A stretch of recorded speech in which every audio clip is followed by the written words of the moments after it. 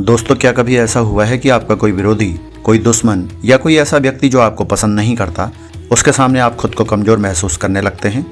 क्या कभी ऐसा हुआ है कि आप जानते हैं कि आप सही हैं, फिर भी उसकी बातें, उसका व्यवहार या उसकी मौजूदगी आपको भीतर से विचलित कर देती है? क्या कभी ऐसा हुआ है कि आप किसी बहस में हार नहीं रहे होते, लेकिन फिर भी आपको लगता है कि सामने वाला आप पर हावी हो गया? अगर हाँ, तो समझ लीजिए कि समस्या आपकी ताकत में नहीं है। समस्या यह है कि लड़ाई मैदान में नहीं, दिमाग में चल रही है। मनोविज्ञान कहता है कि जो व्यक्ति आपके विचारों, भावनाओं और प्रतिक्रियाओं को नियंत्रित कर लेता है, वह बिना हाथ उठाए भी आप पर विजय पा सकता है।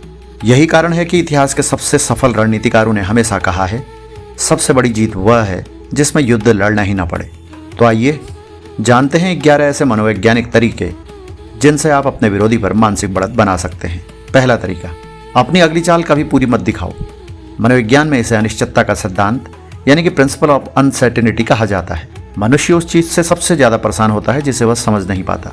जो व्यक्ति हर समय अपनी योजनाएं बता देता है, वह अनुमान लगाने योग्य बन जाता है, लेकिन जो अपनी रणनीति को समय आने तक अपने पास रखता है, वह लोगों के मन में जिज्ञासा और असमंजस पैदा करता है। याद रखिए, खुली किताब पढ़ी जाती है, रहस्य याद रखा जाता है। दूसरा तरीका, आप प्रतिक्रिया मत दो, उत्तर दो। आपका विरोधी चाहता है कि आप गुस्से में गलती करें।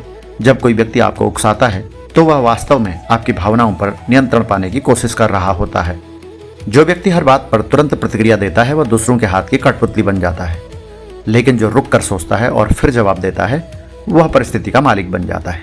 तो इसलिए शीघ्र प्रतिक्रिया मत दें। तीसरा, सामने वाले की उम्मीद के उल्टा व्यवहार करो। मनोविज्ञान में इसे एक्सपेक्टेशन वायलेशन इफेक्ट कहा जाता है। अगर कोई चाहता है कि आप गुस्सा करें और आप मुस्कुरा दें, अगर कोई चाहता है कि आप डर जाएं और आप शांत बने रहें, तो उसका पूरा मानसिक गणित बिगड़ जाता है। यहीं से उसकी मानसिक बढ़त खत्म होने लगती है। चौथा तरीका है कि अपनी खुशियों और योजनाओं का प्रदर्शन मत करो। हर उपलब्धि का ढोल पीटना जरूरी नहीं होता। मनोविज्ञान कहता है कि रहस्य व्यक्ति के प्रभाव को बढ़ाता है। जब लोग आपकी पूरी कहानी नहीं जानते, तो वे आपको लेकर अनुमान लगाते रहते हैं, और जो व्यक्ति लोगों की समझ से बाहर होता है, वह उनके मन पर प्रभाव भी छोड़ता है। पांचवां, खुद को लगातार बेहतर बनाते रहो। दुनिया में सबसे खतरनाक व्यक्ति वह नहीं होता जो दूसरों को हराने में लगा हो। सबसे खतरनाक वह होता है जो रोज खुद को बेहतर बना रहा होता है। आपका विकास, आपकी सफलता और आपका आत्मविश्वास कई बार किसी भी बहस से ज्यादा शक्तिशाली उत्तर बन जाते हैं। छठा, अपमान को ईंधन बना लो।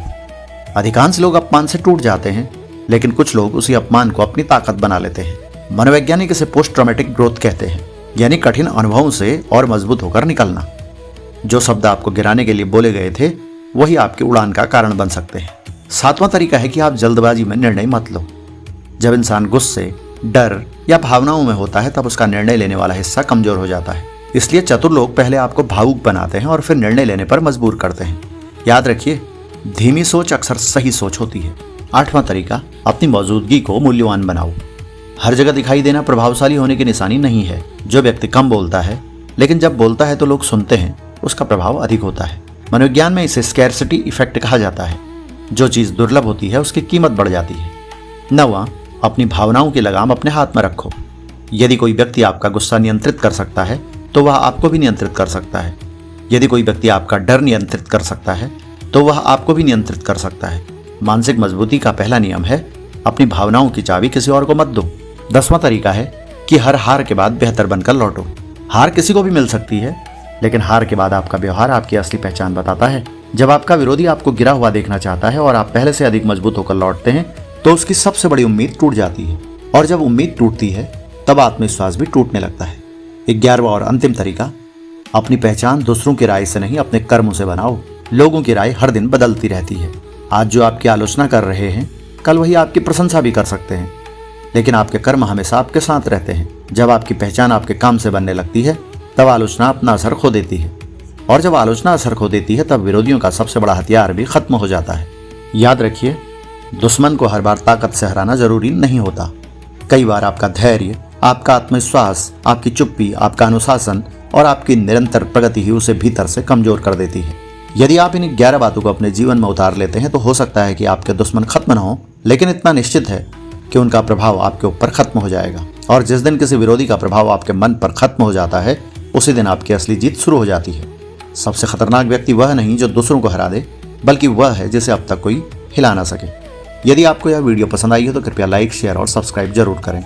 धन्यवाद।